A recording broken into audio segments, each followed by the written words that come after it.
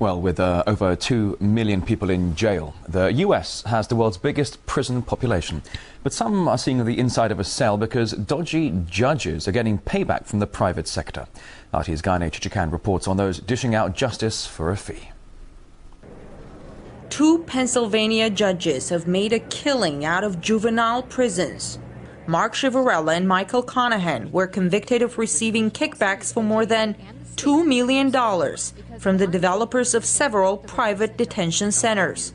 But the real crime, according to parents, is that these judges then sent more than 5,000 children to those very facilities for crimes as small as fighting on a school bus or posting a parody of their teacher on the web. My kid's not here, he's dead because of him! He ruined my life!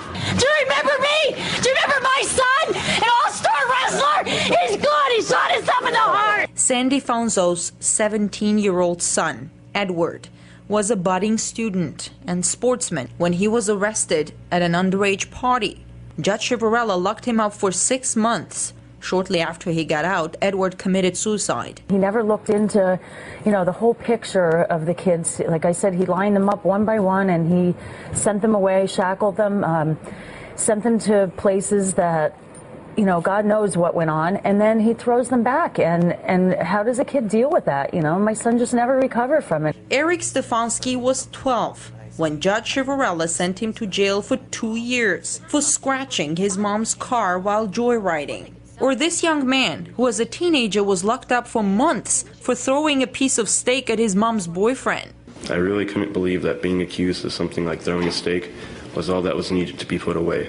The case of the 2 Pennsylvania judges in bed with local private prisons could be just the tip of the iceberg. A recent report revealed America's largest prison corporations pour hundreds of thousands into the campaigns of governors, state legislators, and judges in the hope of advancing their agenda. And it seems to be working. The number of private prisons in the U.S. is growing rapidly. All of their money, every penny they get, is a taxpayer dollar that they get from the government.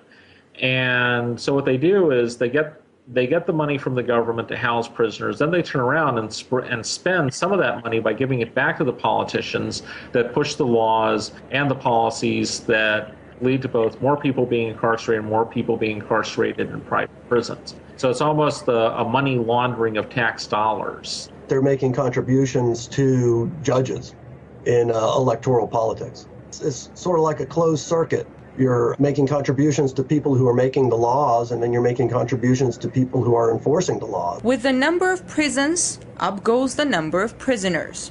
The U.S. has around 2.3 million people behind bars. We've seen prison populations pretty consistently over the last 3 decades move up a couple % a year. And, unfortunately, as a citizen, that's not the most exciting statistic. However, when you look at it from a business model perspective for the private operators, it's clearly good news. The good news for the prison business turned into a nightmare for thousands of underage victims of the 2 judges in Pennsylvania. There's an incentive in private industry, obviously, to make money. That's what private industry is for. So there's an incentive to have more prisoners, an incentive to keep those prisoners incarcerated for longer periods of time.